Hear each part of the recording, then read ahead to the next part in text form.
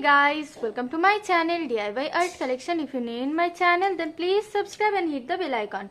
Friends, আজকে আমি আপনাদের সাথে এই ডিজাইনটা শেয়ার করার জন্য ফার্স্টে এই বক্সটা তৈরি করে নিতে হবে।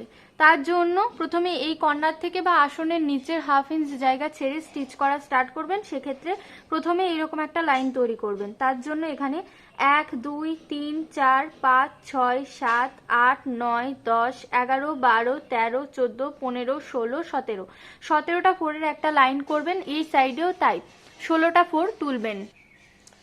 এই সাইডেও 16টা ফোর তুলবেন, যেহেতু আমাদের এইখানটায় একটা ফোর কমে যাচ্ছে, তো ওপরেও এই সাইডটাও 16টা ফোর হবে। এই ফোরটাকে বাদ দিয়ে এই সাইডেও তাই, মানে প্রত্যেকটা সাইড থেকে গুনলে যাতে আপনাদের 17টা ফোর থাকে। এইভাবে বক্সটা পুরো তৈরি করে নেবেন। তারপর এর থেকে টোটাল 4টে ফোর তোলার মতো জায়গা ছাড়বেন, মানে এখানে 8টা ঘর ছাড়া যাবে। 1 2 3 4 5 6 7 8 8টা ঘর ছেড়ে তারপরে এখানে একটা ক্রস তুলবেন, অথবা চাইলে সেন্টার থেকে স্টার্ট করতে পারেন। এক্ষেত্রে প্রত্যেকটা কর্নারে 8টা করে ঘরের ডিফারেন্স হবে। তো এটার স্টিচিং ভিডিও অলরেডি আছে, ডেসক্রিপশন বক্সে লিংক দেওয়া আছে, চাইলে অবশ্যই আপনারা দেখতে পারেন। তো আমি এখন সেন্টার থেকে বলা স্টার্ট করছি।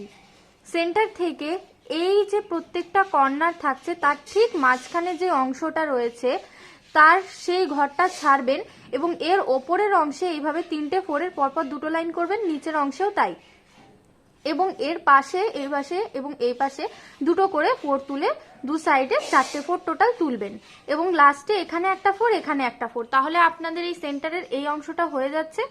এরপর এর সাইডে এই পাতাগুলো তৈরি করবেন। তবে এই দুপাশ কিন্তু ওই ওপর আর নিচটা সেম, দুই সাইডটা সেম। তো ওপরের অংশের জন্য এখানে যে 3 নাম্বার ফোর ছিল তার ওপরে এখানটায় একটা ফোর তুলবেন, তারপর এর উপরে 3টে ফোরের একটা লাইন এবং সেম ভাবে আরো 2টো লাইন করবেন কোনাকুনি দিক বরাবর। তারপর বাইরের দিকে লেভেল ম্যাচ করে এখানে 2টো ফোর, তারপরে 2টো ফোর এবং কোনাকুনি ভাবে এখানটায় 2টো ফোর। তাহলে এই অংশটা তৈরি হয়ে গেল। এরপর এই কর্নারের সাথে এখানে একটা ফোর তুলে এর উপর 3টে ফোরের একটা লাইন, সেম ভাবে 1 2 3 3টে লাইন করবেন। তারপর এখানটায় 2টো ফোরের পরপর 2টো লাইন এবং এই কর্নারে 2টো ফোরের আরেকটা লাইন। তাহলে এই 2টো কার্ভ তৈরি হয়ে গেল।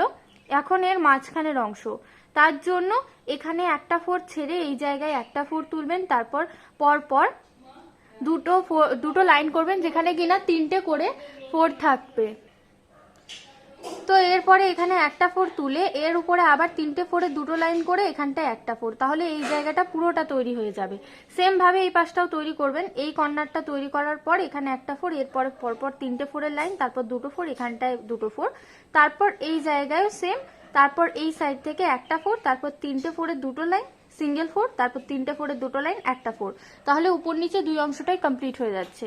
এরপর সাইডের অংশের জন্য এখানে যে 2টো ফোর তুলেছিলেন তার পাশে এভাবে লম্বালম্বি করে এই সাইডে 2টো ফোর, এই সাইডে 2টো ফোর। এরপর এর মাঝখানে যে অংশটা সেটা ছাড়বেন, তবে তার আগে এই 2টো ফোরের পর ওপরের যে ফোর তার পাশে এইভাবে 2টো ফোরের আরো 2টো লাইন করবেন।